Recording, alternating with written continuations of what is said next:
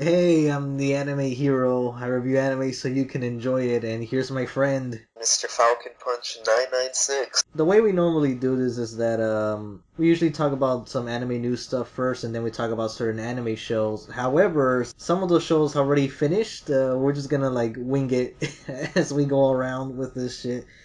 And the full topics are in the description, so you can see everything there. Then you can just skip to the part you want to listen to. What is left for us to talk about? Because, alright, let's review this. Okay, so Berserk, that's done. Little Witch I think we Academia, talked about it's Berserk, done. yeah. Yeah, I'm looking back just to see what's left over. So, I guess we'll start with Tiger Mask Double, since that's like Oh, yeah. the shortest thing Man, we can get out of the way quickly.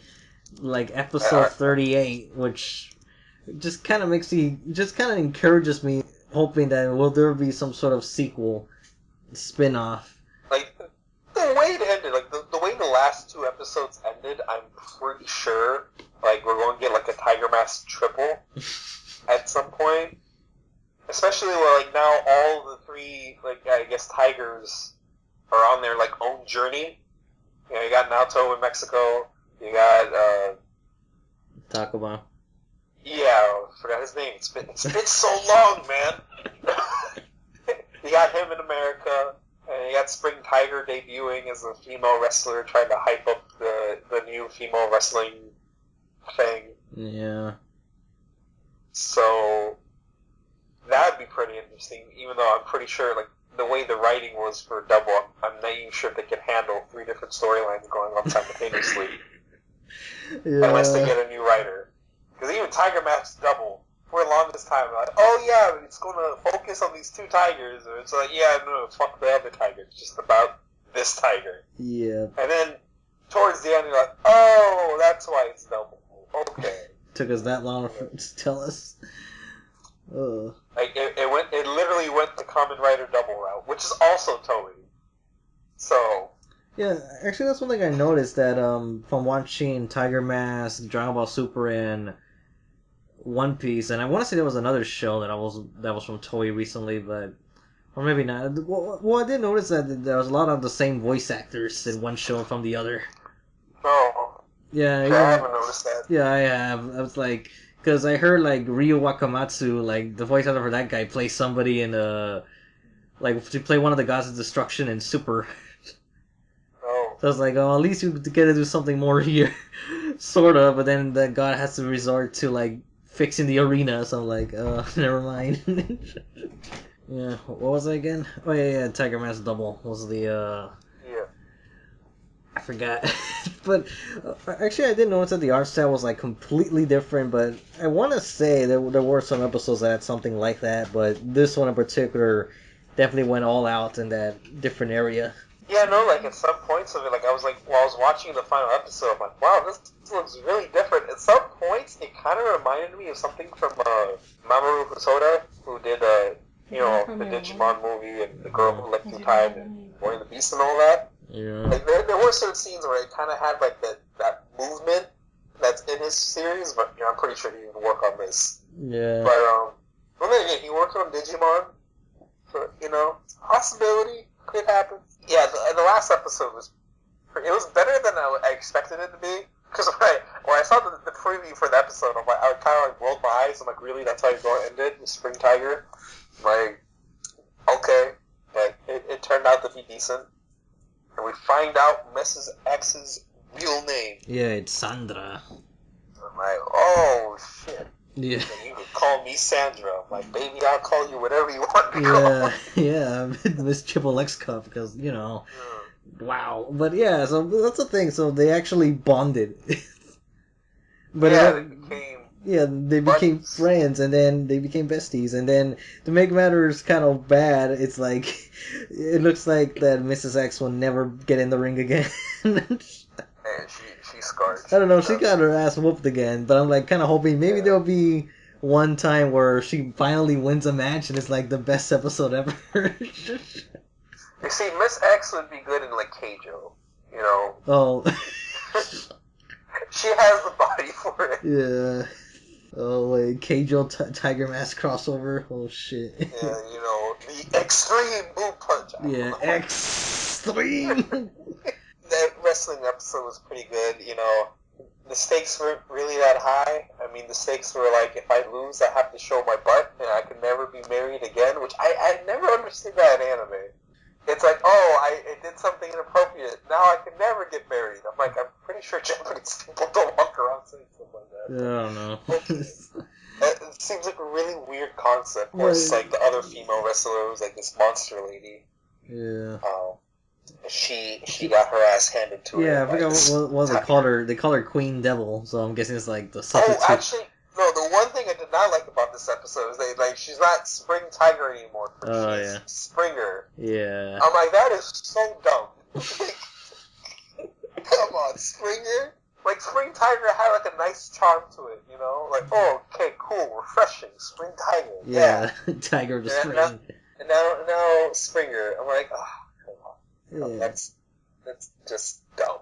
Now I can't take it seriously. You ruined the Tiger Mask double.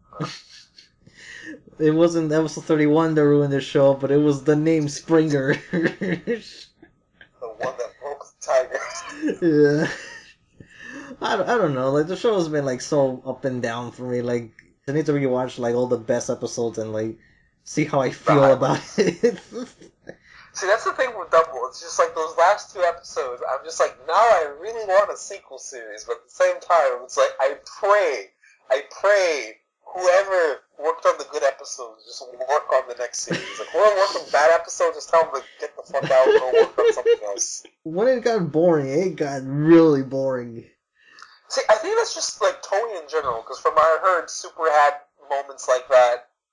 It's just like... yeah, there was some slice of life stuff, but at the very least, it helped boost character. But in Tiger Mask, it just feels like a waste of time.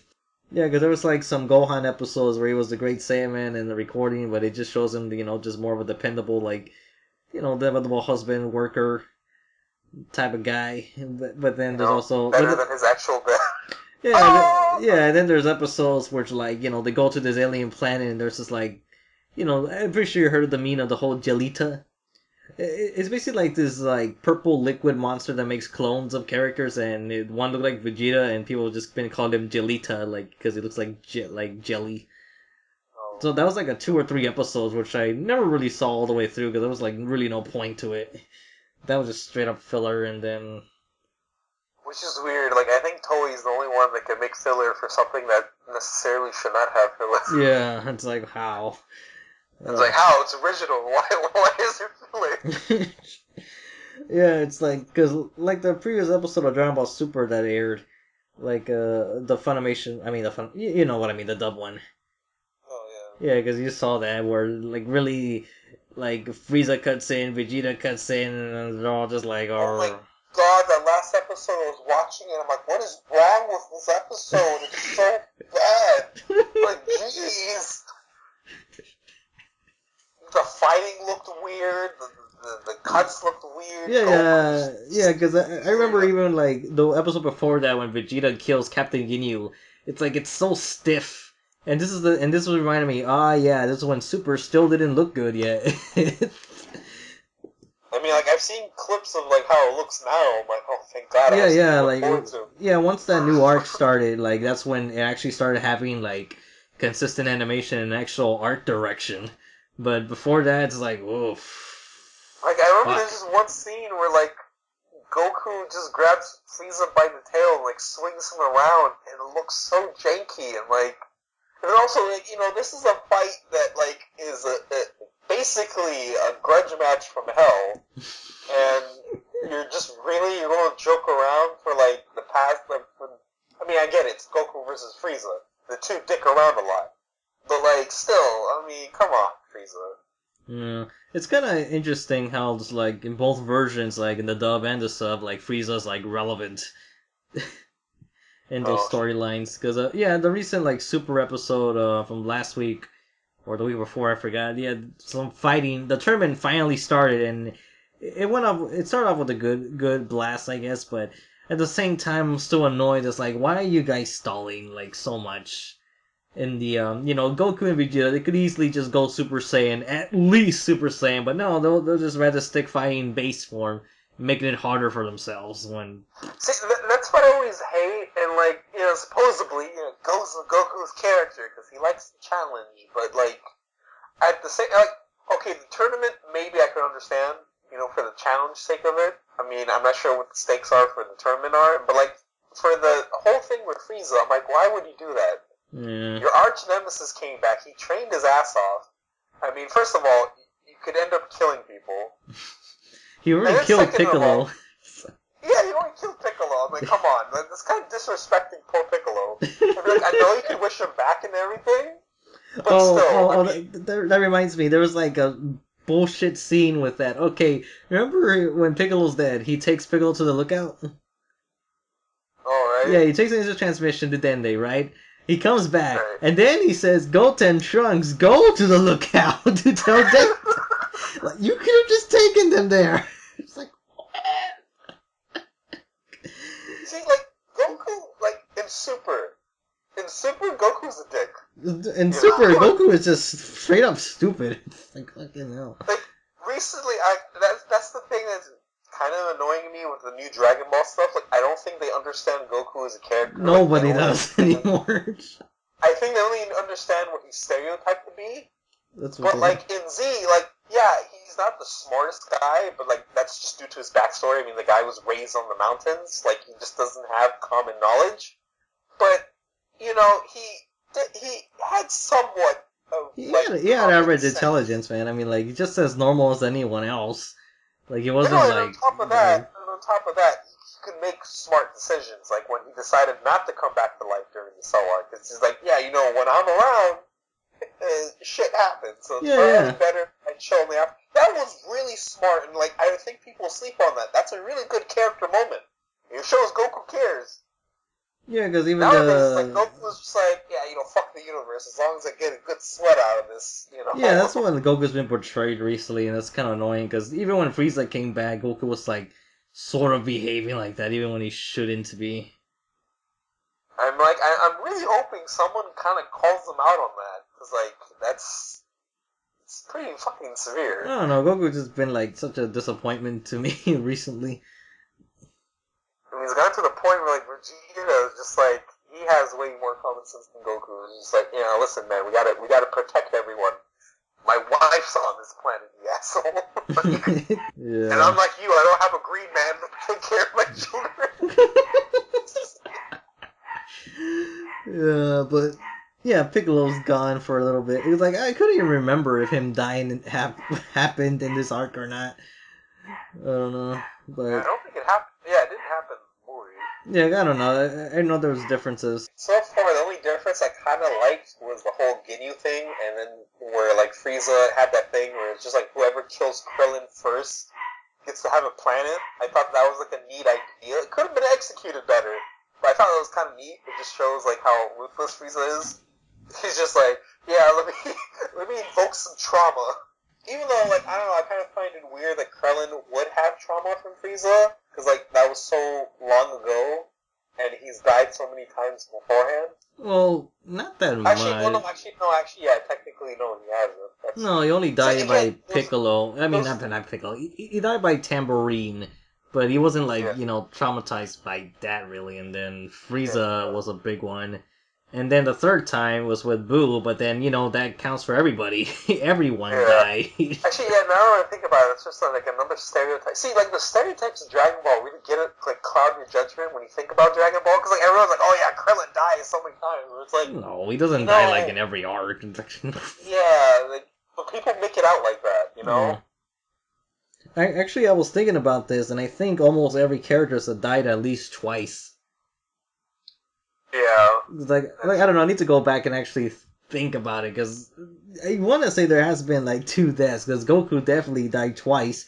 Once with Radix, and the second time with Cell. And Vegeta, he's died twice. He was killed by Frieza, and then killed by Majin Buu. I'm trying to think, has Gohan died? Gohan died once, and that was during, like, the whole Kid Buu thing, where he blew up the planet.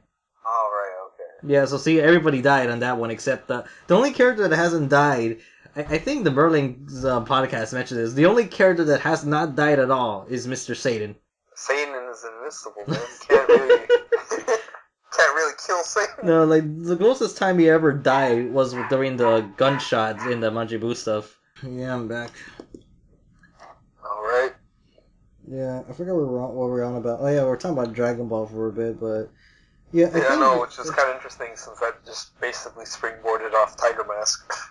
Yeah, I'm trying to think, like, if Krillin actually is the one with the most death count, with 3, and everyone else has 2. Didn't Yamcha die a couple times too? He only died twice. Oh right, actually, technically the cell thing wasn't really. I mean, not the cell, the android death wasn't technically. No, he didn't die by Dr. Gero, so he almost died, but he he didn't. So yeah, the only times he's died was against the Cyberman and the Boo. Then again, that it's like a +1 for everybody. Tien died by Nappa, died by Boo. Piccolo died by. I mean, I guess if you count like Future Trunks storyline, then there's like an well, then everyone gets an extra one. Yeah, everyone gets an extra one. Yeah. Yeah, because let me think. Tien, like he. Oh no, I already said Tien, right? Yeah, I did say Tien. Piccolo died by Nappa, and Boo. Let's see, Goten and Trunks. So they only died during the whole Boo stuff. 18. I'm not sure if the being absorbed by Cell counts as a death since she popped out, and then Boo that killed everybody. Let me see. Yajirobe, has he ever died? Well, I guess Boo again. So, yeah, Boo. Like, that's the only time he's died. Yeah, I guess like Boo's just killed everyone. Master Roshi died by Demon King Piccolo with the evil containment wave, and then again by Boo. See, the evil containment wave, I'm like, can't you guys use that anymore? Like, I know it costs life, but now life doesn't mean shit. And I'm pretty sure, like, Super Saiyan God 2 or Blue or whatever the fuck it's called nowadays, I'm pretty sure that thing has enough energy to, like, spam the evil containment wave. So, like, actually, I'm thinking about it. I think Frieza might be the only villain that's died more than once.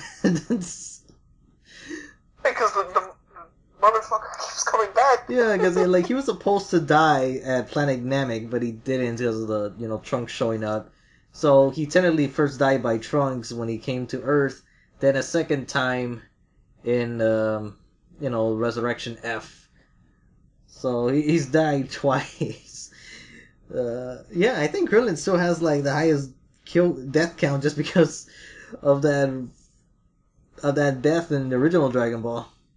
Well, I'm trying to think of Piccolo. If you count Demon King Piccolo turning into Majinier, and then sacrificing himself for Gohan twice. No, but would it count an extra one for Kami dying? For fusing with Piccolo? So does that count too? Yeah, and then there's Nail. So, like, if you fuse everyone that Piccolo's fused with or it has spawned from, he's probably died the most. I guess. Poor green guy. Yeah, I guess if you add everything up, maybe. But, yeah. Piccolo's seen shit, man. My people. Oh, my green people. My green brothers. And no sisters. I mean, you don't really know. My brothers and fathers. They're, like, asexual. Well, I don't know.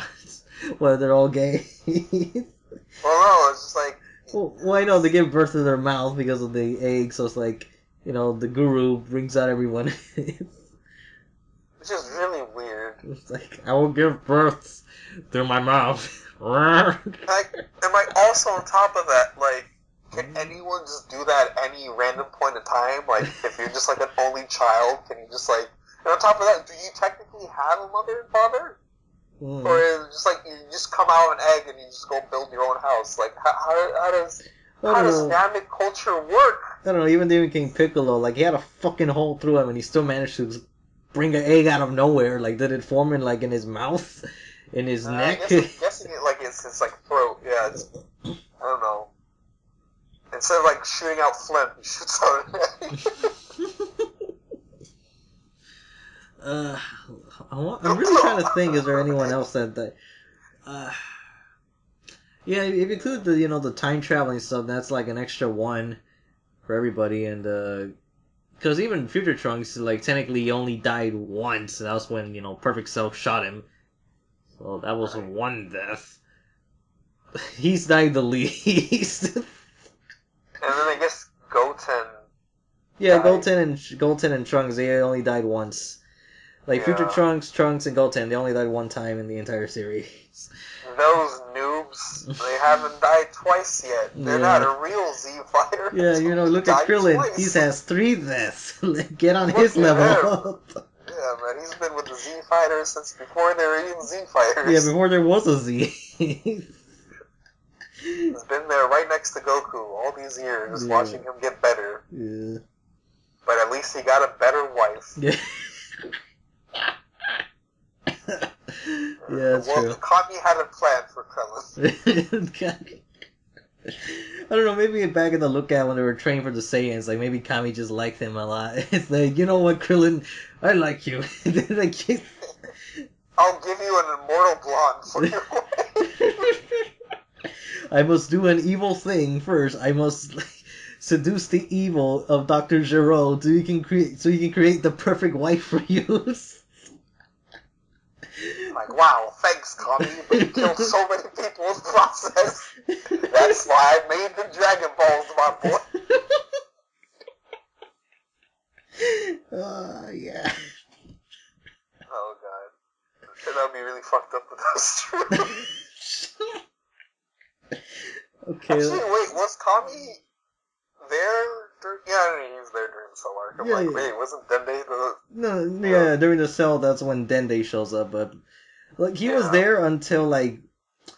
When Cell showed up, that's when, like, Kami disappeared, because that's when Piccolo meets Cell for the first time, and he's like, I'm a super Namek. Yeah. And then, let me think. Which sucks, because I always wish, like, a super Namekian, like, the whole screen just turns into, like, a neon light, there is one character. There is one other character that, I think...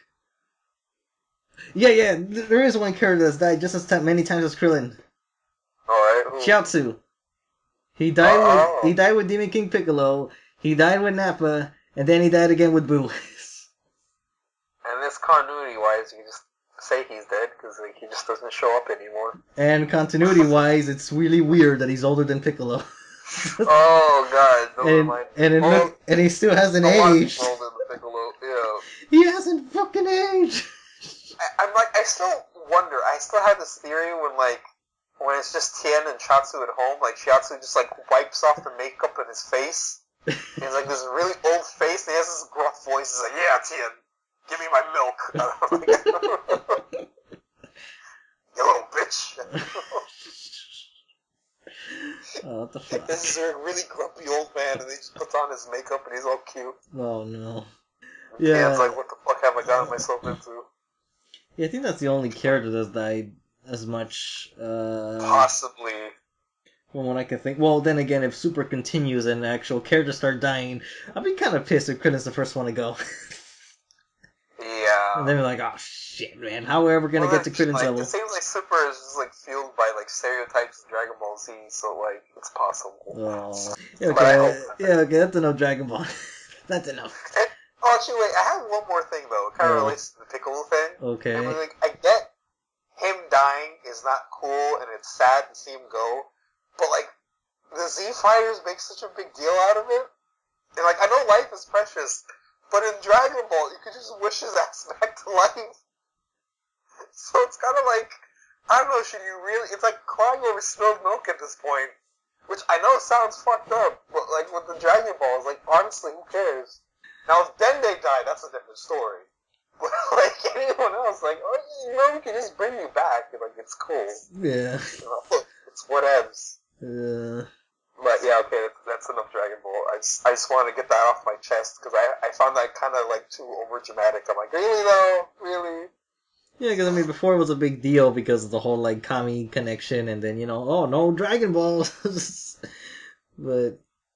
I mean, I think Dragon Ball, like, things would have been more high stakes if there was, like, a limit to the amount of times he could die. Well, I don't know. There's always, like, a way out of things now because of, like, Because, well, they can't use the regular Earth Dragon Balls anymore on those characters. They have to use, like, the Namex. The Namek balls. Yeah. Yeah. It's only one person at a time, but still. And then also there's the Super Dragon Balls, which, you know, they can grant anything, so... Hey, at this point, I don't know why no one's just made the wish for, like, Goku to become all-powerful, almighty, all-invincible for the rest of eternity. Or, like, I wish all evil was gone.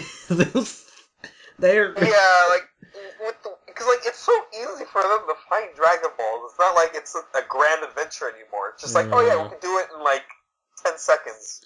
Yeah. It's like, remember the name of the show? Like, why are we called Dragon Balls anyway? Yeah, you know, like, remember when it was a mystical adventure? Yeah. Yeah, anyways, I wanted to say something else about Dragon Ball, but now I don't remember what it was. But, yeah, Alright. that's enough. That's enough dragon. Yeah, that's enough. Because I'm not even up to date with Super. Yeah, I probably never will be since I'm watching the dub. Yeah, let's move on to Adam the beginning, or in this case, Adam the ending. Yeah, like, it wrapped up, and it happened, and it was alright. Like, yeah. So we finally get to see Adam versus Mars, but, like my whole theory on Mars being the Red Death Mask of Adam was wrong, because it wasn't really much of a fight. It just happened. And, like, I kind of get it where they're coming from. Like, Adam, you know, you can talk to robots, and you can do this in a more civilized manner. But then when you look at, like, the 80s Astro Boy, it's like, yeah, you know. Yeah, I'm just gonna crash into you and show off my ass. Start twerking. You know, that wasn't really Tezuka's thing till later on. Yeah, I'm twerking bullets. Oh, God. Yeah, the show ended, and then there was, like, the very last scene, there's, like, a very out-of-focus white silhouette of the actual asteroid, but it's, like, so hard to tell. It's like, I don't think many people will catch that. Yeah, I saw some people commenting, like, oh, what was up with that rocket at the end? It's like, look, it's a rocket, it's a plane, it's Astro Boy! Yeah, the mighty Atom, but... Yeah, I don't know, this prequel is like... If it weren't for those episodes in the middle, we probably could have gotten somewhere, but even then, I'm not sure if the manga's gone really that far in its story either. So... Like, I don't know, like, the first 2 episodes were alright, and then after that, I'm like, what the fuck? Just... And then, like, the only thing that probably could have saved the show with decent action didn't even happen. Towards the very end, that's when, like... I was gonna say Tezuka, but, like, no, that's not the person I'm supposed to talk about. The, Tenma started to show, like, you know, that callous, like, evil side of his, but then by the last episode, it's like, well, it's not really there anymore, because, you know, they gotta be friends. I know, like, he kind of turned into an asshole out of nowhere. It's like, yeah, just scrap A6 altogether. I'm like, what the fuck, man? I don't know, I really feel like those middle episodes should not have existed, and maybe we could have gotten an original ending for this story instead, but it's like, I don't know, we could have gone in a different direction. See, it's like, it's the story after A6 that's more interesting, with the whole actual creation of Adam. You know, the whole thing with Tobio. That would have been a much interesting, the beginning storyline, not... Yeah, the rough draft robot prototypes. Yeah, not the... Yeah, exactly, not the rough draft. We want the actual prequel, not, like, the prequel to the prequel. Yeah. Before the prequel was like, I don't know, it's like they wanted to... What's a really good example of something terrible for a prequel? I'm really trying to think right now what could be like the most lamest idea for a prequel for anything. Ooh, nothing's popping. Actually, I was trying to think, I'm going through a bunch of shonen series, but I'm like, wait, a prequel for any of those characters would have actually been decent. I don't know, I was trying to think of a superhero, but nothing was like clicking. Oh, okay, this was too ridiculous. Imagine getting a Spider-Man prequel, but not in college or in high school, but like when he's in middle school or elementary before he even has the powers. Actually, yeah, no, there is a TV show that is basically that, Gotham. Oh. Yeah, it's like about Batman when he was a kid before he actually became Batman, like But have you heard about Gotham? I've heard all the like pointlessness about it.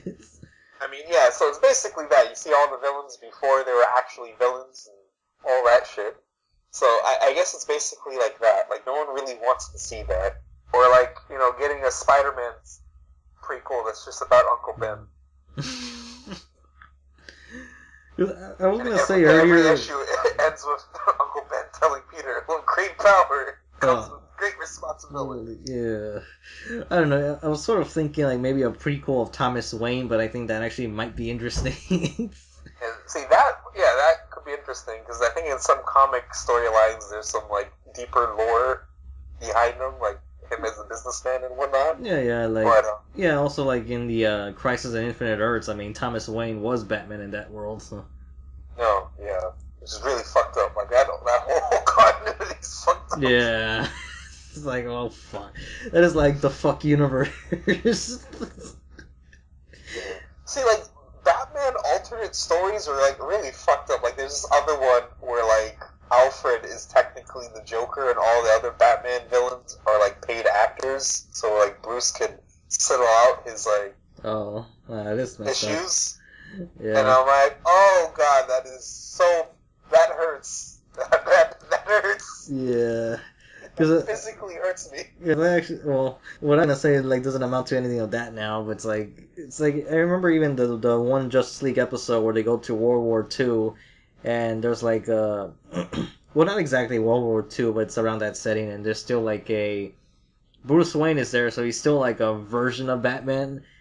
And then at the very end of the episode, they say we need to go back to our normal time. And then he says that if you go back in time, then maybe my parents can still be around. And then they just look at him like, yeah, that's not gonna happen. It's like, yeah, buddy, your parents are always destined to. Yeah, like you're destined to become this vengeance of the night, no matter what. Yeah, if the Flash has proved everything, man, you just can't stop your parents from dying. It needs to happen. Speaking of time travel, I think at the very end of this conversation, we need to talk about Sly Cooper. Oh, okay. Yeah, because I finished like Thieves in Time. Yeah, actually, I have not finished that one. You give me your thoughts on that. So okay. It's the only Sly game I have not completed. Anyways, at the beginning, I don't know. I found it like a bit of a waste of time, honestly. Honestly, though, if we weren't talking about it week by week, I probably would have dropped it. So, for those of you listening to the podcast, it's because of you I watched it. Actually, we didn't get any feedback about like if people were watching the show or not. So. I mean, we got more or less people talking about Tiger Mask, Little Witch. I don't know. I don't even know, because we would say some stuff about Hero Academia. We never really generally get a feedback from that. So. I don't know. I think it depends on the thumbnail, because I haven't really been posting that, so... I don't know, since now I'm going to start using, 4 pictures at a time, that should give people an idea what's going on. And then... especially when the lineup is going to change. I think we've been getting more people watching it now. I don't know. I think.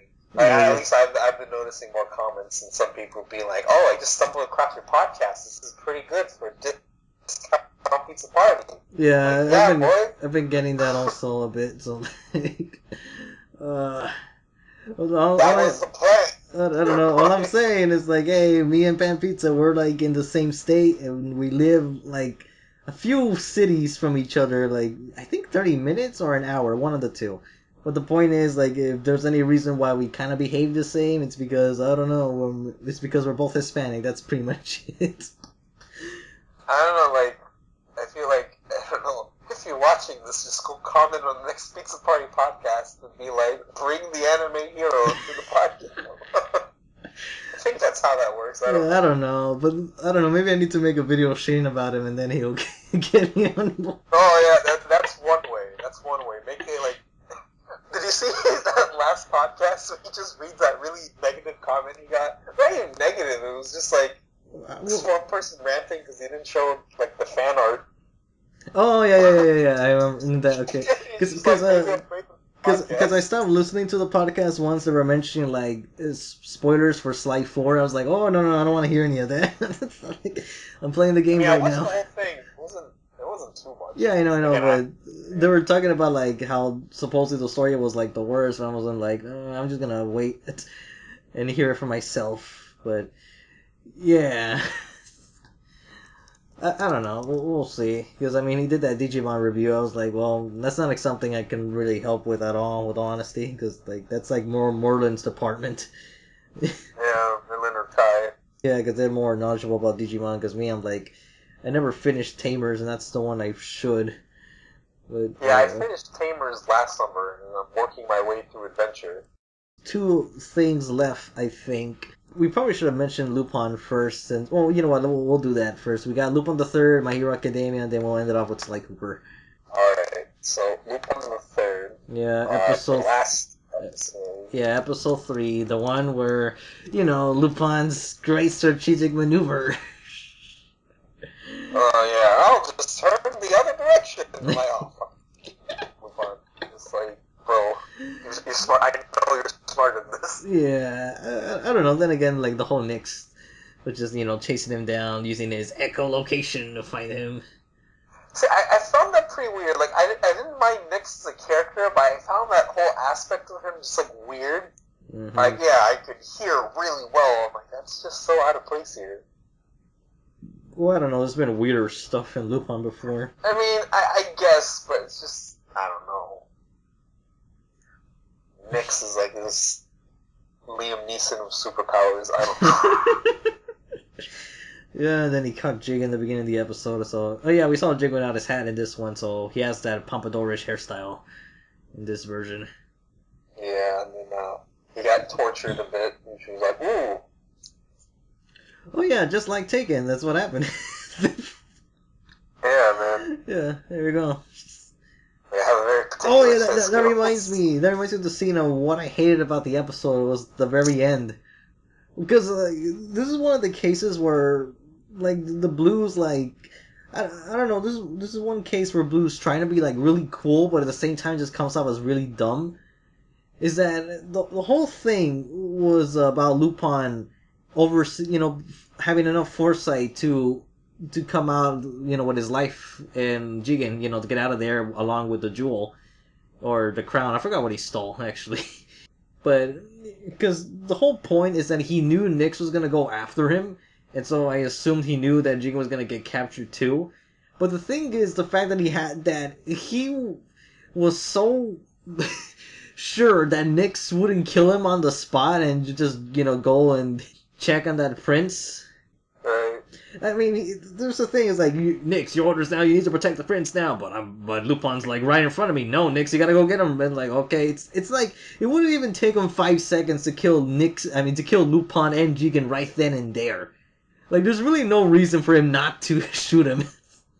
I know, Mike. He's not Zenigata. I mean, this guy has more than enough orders. Yeah, that's why I just found it like kind of like pretty damn reckless and kind of dumb. Because even Fujiko was telling Lupin, Lupin, I know I asked you to get this for me, but even I think that was just straight up stupid. Yeah, because like I keep on forgetting what Nyx works for. The MI6, right? Yeah. I mean, that's much more serious, because again, like, Zenigata, they've had that history, they've been doing that shit for years, so it's like, Zenigata just wants to capture him. He's not necessarily out to, like, kill him. Well, unless you're calling hard-boiled Zenigata, that one wants to. Yeah. that one wants to kill Lupin. Yeah, that one wants to kill Lupin and fuck Fujiko. But, that was like a whole, that's a different beast entirely. Yeah, hard-boiled like, Z. I don't know, maybe, like, Lupin just got too used to Zenigata. He just assumes all, like, government agents are, like, pretty swell dudes that won't kill him on the spot. Where it's like, no, Lupin, other people will kill you. Yeah, because, I don't know, because he's supposed to be acting really cool, buying time with a cigarette and all that, but you could tell that even Lupin was sweating in that scene. I'm just thinking, it's not really a good escape. I mean, like, Lupin says, I did it for love, but in Fujiko, I think about it, okay, that wasn't romantic Lupin, that was just straight up dumb. You could have died. Dumbass. I don't know. To me, that was just like a really dumb moment. And what makes it worse is that that's what the whole episode revolves around. That Lupin is supposed to be this very smart dude, but it really doesn't show that much. This was just a straight up gamble. I mean, there's like a lot of episodes that like show that better. This episode, and again, like the first 3 episodes of Blue Jacket are like so questionable in quality. Like honestly, if it wasn't for episode 4, I'd be like, I'm very scared for this. Yeah, because this coming weekend we get the Jigen episode, and that's the only one. Shit. Yeah, like that's the one that gave like after that the sailing's a bit smoother, but like yeah, because then we go to Fujiko, and then I forget what's after that one. Time to check the. I think it's the Zenigata one, or yeah, the Zeni. Yeah. Then after that, that I was forget. a good Zeni episode, so. Yeah. Then that's the only episodes they get, like the Fujiko and Zeni. And Zeni doesn't get any spotlight until the time where, Lupin and, they revisit the Green Jacket episode. Right. And then Goemon eventually gets an episode to himself. The best thing for himself so far in all these 50 years. Yeah, like before Spray of Blood, we had this. Yeah. Goemon's pink shirt. Goemon's pink jacket. Yeah. Goemon's pink sword. But yeah, the whole Knicks thing, and then I don't know, I'm just so bothered. It's just such a. Well, then again, the other thing that kind of that affects the experience is the whole soundtrack change. Oh. Yeah, because I did a video about it, but I only really paid attention now that they did use the Italian soundtrack instead of the Japanese, and more than likely it's because of some broadcast legal right or something that TMS has probably told them to do. More than likely. I'm guessing, but at the same time, I'm wondering if they ever going to officially talk about it. I asked someone on Twitter that works for Adult Swim and I guess Discotech too, because he was promoting the stuff, and he kind of told me there's reasons why, but he wasn't allowed to tell me. Oh. Yeah, so it's okay. But in a way, that's sort of I guess that's enough to let me know that it's a decision from above. It's if I tell you, I'll have to kill you. I don't know. It's more if I tell you, I'm gonna die. Oh no. I don't know. It's I don't know. Please, I have a wife and children. Don't kill me. Don't tell me the secret of Lupin. Interrogating him. What happened to the music? Where is it? Swear to me. Where's the Japanese soundtrack going? Where is Yuji Ono? Why can they at least put the lyrics version of the opening of There's No One Like Lupin instead of the instrumental? Question everything. Yeah. Well, I'm assuming the home video release of Blue Jacket will have, the options of either soundtrack. That'd be cool. It should, because that's what they did with the orange bricks for DBZ. You could get either the Bruce Falconer or the original Japanese. Hopefully, it should. Dragon Ball Z. How many times have they released them? So many times. See, again, that's another reason why I like Dragon Ball over Dragon Ball Z. With Dragon Ball, just buy it. There's just one dub, the one version. That's it. No. There is no remastered Kai. Super uncut ocean redub. Rick, there's nothing. It's there. Just like it should be. Yeah, anyways, Lupin. Oh, back to Z, really? Okay, yeah, Lupin. Yeah, Lupin. I think that's everything. I just remember Expo stuff. Well, Italian game premiere in the Expo, but I guess I should mention it now if anyone's listening. Okay, so if you haven't seen Italian game and you've never seen Blue Jacket before, I recommend you watch Italian game first, because they just reuse a lot of the episodes. And it's basically a playlist of episodes. That's the best way to put it. Of the first 4 or 5. No, I think it was the first 3 actually. The first 3 plus one of the Rebecca episodes and 20 minutes of extra footage of other things. But yeah, basically, if you haven't seen the first 3 episodes of Blue Jacket, then you just watch Italian game. and then just proceed with episode 4 onward. If you have seen all of Blue Jacket or a good chunk of it, then Italian game won't really offer much of anything new. Yeah, just watch the opening. Yeah, because that premiered in the Expo with a dub, so that would have been kind of interesting. Because that would have been a more of exciting experience with an audience, but also Infinity Force premiered. I haven't heard anyone talk about that, or then again, I haven't really researched. Oh yeah, it's true. Yeah, I'm assuming it was we'll sub just have only. to wait for October. Yeah, I'm assuming it was released with sub only. I'm guessing, but even then, I'm just kind of wonder I wonder if anyone knew who those characters were. Yeah, it's true. But I'm pretty sure Anime Expo there has to be someone. Yeah, well, I need to look it up, see if there was any info, if anyone posted something online or just wrote something about it, their experience, or I don't know. I think Anime News Network might have. I'm not too sure. Because I don't remember seeing one tweet about someone saying about to watch the premiere, and all you see is the stage or the screen when it's about to start. See, that's the one thing I always want to go to these expos for, because you get these those special screenings and stuff like that, or there's a certain screening that just never sees the light of day, the whole Little Witch Academia and Infernal Cop crossover thing that I still have not seen anywhere. So it's I guess an Expo only thing, exclusive. Yeah, hopefully you'll get a good one, not like the time where they released Trigun Ballads Rumble Raw. No. Yeah, Raw in Japanese. I'm like, oof. I'm like, oh boy. Oh boy, just the way I like it. Surely we don't watch Trigun for its dub. But anyways, My Hero Academia. I forgot what number it is, but okay, episode 14, number 27. We get more Gran Torino, and not the Clint Eastwood one, but the hero. Yeah, Gran Torino, and then we also get a little bit of Actually, I don't remember what happened in the episode other than the training segment. Oh yeah, there was a new opening. Oh yeah, we got a new opening and ending.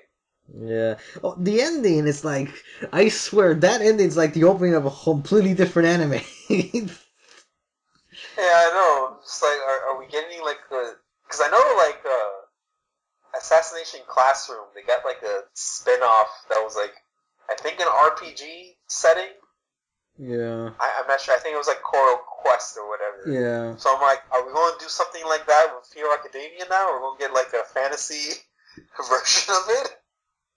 Yeah, because all the characters were based on one popularity poll illustration. But even but even then it still felt pretty strange. Stuff it just looked too authentic to be something else. True. Yeah. So I'm just wondering, are we getting that spin-off, or is that just a cool little nod to that poll, or? I guess, because I don't know. Well, then again, maybe maybe we'll get another OVA. I guess. Oh, did you see the Training of the Dead OVA? Yeah, I was kind of disappointed with that one, actually. Yeah, same. Yeah, because it was mostly comedy, and then well, he wasn't really a villain, he was a hero, he was just an asshole, that he wasn't really that big of a threat either. Yeah, he just misused his powers. Yeah, just fucked up, and then you think by the picture it would have a little more focus on Froppy, but it really wasn't that much. It was only in the beginning. I have a feeling though they only made this OVA because someone at Bones was I really like Froppy, and there was one special chapter of her daily life, but obviously we can't just animate that. And someone was oh, I got a good idea. Why don't we animate that and then somehow loosely connect the story to that? And they're you know what, buddy? You're a genius. Zombies. Yeah, we'll just add zombies. Why not? Yeah. Froppy. Yeah. Yeah, the only problem is that the continuity doesn't well, I think it might fit, but it definitely doesn't fit with what was going on in the anime at the time. Well, yeah, because Yeah, because Izuku was already full cow. It's oh, I think we're not supposed to be full yet. we're not at that stage yet. Yeah, we're barely doing that. You're barely training for that in the anime. I mean, when it comes to OVAs regarding training, it can just fit in nicely, because it's not that we necessarily see them do everything Yeah, training-wise. they could So just slip it in it's anywhere. With all honesty. that's the cool thing about Hero Academia. You can just like slip in whatever. Yeah, as long as it takes place before or after an arc, you could just slip it in in it. I was about to bring up Dragon Ball Z again, but I'm like, you know what? No, just no. It's enough.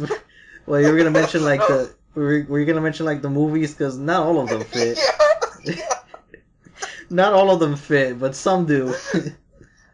Like the ones that fit the most is the Garlic Junior one. Well, with the exception of Krillin, that's what ruins the continuity. The fact that Goku goes to Kame House and Krillin knows about Gohan, that's what fucks up continuity. But aside from that, it could fit before Z, and then the BoJack Unbound fits like right after the Cell games easily as a good in betweener. But everything else, some of them could, I guess, they could take place during the week of Cell, like when they're waiting for the tournament. But okay, that's enough. Yeah. We're gonna end up going no Hero Academia. I'm trying to remember what else happened because did I post any tweets or any pictures about the episode? Because usually that's what I do to help myself to remind myself what the fuck happened. I mean, since I was on vacation, I didn't really take notes on anything. Yeah, I didn't save anything. Yeah, I didn't save anything yet. But it's like in the anime wise, we just get to see some of the other heroes on their kind of like their hero internship. Yeah. So you see Raka with Gunhead, Bakugo with Best Genist. Yeah. Best let's see. RC Midoriya with Gran Torino. And unfortunately, Grape Juice didn't get to live his fantasy the way he wanted it to be. That's right, he was with Mount Lady, right? Yeah, Mount Lady, but he's just cleaning the house while she's doing nothing. So I'm like, oh no, I become the bitch. No, it's like one day I'll climb that mountain. One day I will put my stickiness on her now. Yeah, I'm gonna give you my grape juice. Yeah. Gonna taste, Now I wonder though, this is gonna sound so weird, but if you squish his balls, does juice come out? Oh no. Because then why choose grape juice? Like why not just be grape boy? Oh. Like juice that implies something. That he's a juicy boy. I got the juice. Yeah, because I know there was a brief talk with Stain and Shigaraki, I think. I keep forgetting his name. I don't remember his full name. Yeah, because I do know like his dad was talking to him too, like no, he needs to learn his lesson. Let him face off the hero killer and let him mature. I want him to be the next successor, but this kid, he's not doing a good job at it. So, that's the thing I like about Shigaraki, that he's kind of like a shitty villain, but that's the point of him. Yeah. He's like a villain in training, which for a series about heroes in training is very fitting. Yeah, it's like, how do we become a bad guy? It's like how to be bad. Super villainy for dummies. Yeah, we still got a long way for that, but that also means we only have 12 episodes left or so. Yeah. I mean, that's still 3 months. Well, we have till October, basically, because that's when Timecon 24 and Infinity Force become available, but yeah, because pretty soon we're going to get all the, what do they call those? Nomu. Yeah, we're going to get all the other Nomus later. Alright, yeah, the Nomus. Yeah, all the 3 different ones, and then... Oh yeah, there was also that scene where you see some of the other ones, like, I forgot the Kirishima. Yeah, he was with the manly guy with the 6 arms or 4 arms. I forgot how many arms he had. Oh yeah, he just looks like a fucking Yakuza boss. Yeah. It was like, hero? But see, I think Kirishima, because when we talk about the manga, it'll probably be there's more to talk about in the manga. But I think Kirishima gets the coolest people to train with. Yeah. The heroes he trained with just look like really cool guys. Yeah. Yeah, and fat gum and all that. Fat Gum is awesome. Yeah. Fat Gum is becoming one of my favorites, and he just showed up. Yeah, no. He remind me of Boss Borat, and that was That was good enough, and then we get the whole Red Riot storyline. Oh yeah. The whole thing with Kirishima's backstory, I'm like, damn dude, you're like my second favorite character. The only thing I don't like about it is that his like connection with alien girl, it's like it doesn't really fit because they had no. Have they ever really interacted? Like yeah, see that's the thing that just kind of came out of nowhere. I'm like, I wish they established this earlier. But that would have been so awesome. No, like maybe the anime could do that. I don't know. No, see, it's still too late for that because like that's why I kind of wish they waited a bit with this adaptation for Hero Academia. That way, if they waited a bit longer, the anime could have fixed that and like done this like way early on. Like they probably could have like talked to each other during the entrance exams. Mm. You know, that would have been cool. But I mean, it's something. So hopefully that develops and gets fleshed out later on. But yeah, Kirishima and the manly spirits. Yeah, Reto Rayeto. And then also we find out that like Fat Gum is like not always fat. No. It's just his quirk. Like I thought he was always just. I mean, have you read the newest chapters? Yeah, I read them. Oh, okay, yeah. I wasn't sure if I was spoiling you. So like, he does have like a normal form. It's just he's fat. That's like a transformation. I'm like, oh, okay. Then I'm gonna activate my trap card Mirror Force. So. Yeah, and like he's actually like a cool looking guy. So, yes, the secrets of Fat Gum is ultra punch. I was just getting reminded of the flashbacks. Like, the guy throws a rock at him. It's like, oh, he's quirk. All he can do is just get a little hard. Oh yeah. See, that's the thing, though. I love Kirishima, but like his quirk is just too easy to make jokes for. Like, oh, I'm just a little hard. Or I could only be hard for a certain amount of time. Like, boy, you need to get some back. Limp Biscuit. Or I should say maybe Flaccid Pancake. Oh, no. Oh, yeah. Oh, jeez. But yeah, Kirishima's cool. He's a cool dude. I approve. But see, like, looking at him, the more I look at, like, Midoriya, I'm just like, man, I just wish you had a little bit of hot-bloodedness. Just a bit more. No, his whole thing just to be like, nerd. And like, I don't mind that, but I just wish he was just had a little injection of hot-bloodedness. I mean, slightly, I was just kind of like, oh my, you should have just got Kirishima, but I'm like, no, Midoriya deserved it, though. And instead of being all might, he could have been all hard. That could have been super Oh no, I'm all hard. Have no fear, all hard. I'm the hardest man alive. Yeah. Oh shit. Yeah. But yeah, so far the recent chapters for Hero Academia have just been like the whole Fat Gum and Kirishima going against that one guy. Yeah, I guess on the subject, like, pretty much summed up My Hero Academia is that this happened like months ago, but like the most recent One Punch Man chapter with King talking to like Saitama was like, I don't know, like I guess the best part for me, but at the same time, it also felt like a bit of a joke. Oh yeah, with like the whole Saitama just questioning himself. Yeah, Saitama's like reactions were like the humorous part, but then King, it's like, I don't know, he's offering some real advice here, but I don't know, they still kind of play it as a joke, especially by the end when Garo shows up and then just like, oh, maybe Garo will be pretty strong. I hope so too, Saitama. But then, like, no. Yeah, gets raked. Yeah, there's those moments, but yeah, King just had like this, whoa, he just went all out with this conversation. See, King is the number one hero, not in strength, but in wisdom. Yeah, it's like, all I had to do was be an otaku to do so. See, it shows you how far otaku knowledge can get you, man. Anime and manga, anime and manga was not a mistake, Miyazaki. It is my blessing. My blessing upon the world. I don't know, King is definitely my favorite character of that whole series. Yeah, I know, because, like, it's just good. It's comedy gold. Yeah.